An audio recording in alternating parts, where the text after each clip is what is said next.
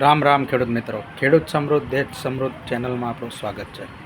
ખેડૂત મિત્રો, જેટલું તમે વહેલા ખેતીમાં 3-4 જે ખાતરના નામ તમને કહેવા જઈ રહ્યો છું એ અપનાવશો એટલું ખેતીમાં ઉત્પાદન સારું રહેશે, જમીન ફળદ્રુપ રહેશે અને દવાના ખર્ચામાં પણ ઘટાડો થશે। કારણ કે જમીન અત્યારે આપણી કસ વગરની થઈ ગઈ છે।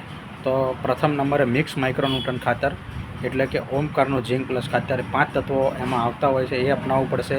પછી એક સલ્ફર ખાતર અપનાવવું પડશે। પોટાશ જે ઘણા ખેડૂતો હજી નથી વાપરતા, માલ બનાવવાનું કામ કરે છે એ અપનાવવું પડશે। અને છેલ્લે કપાસમાં જે રાતો થઈને ખાખરી જતો હોય એમાં મેગ્નેશિયમ સલ્ફેટ ખાતર એ તમારે અપનાવવું પડશે। આ 4 ખાતર તમે યાદ રાખજો, બરાબર। આ ખાતર તમારી જમીનમાં જશે તો ફળદ્રુપ જમીન બનશે, છોડ પીળા નહીં પડે, લાલ નહીં થાય, રાતા નહીં થાય, ખાખરશે નહીં। તો આજની આ માહિતી છેક સુધી જોજો અને ચેનલને સબસ્ક્રાઈબ કરજો, ફોલો કરજો, લાઈક કરજો। સીતારામ।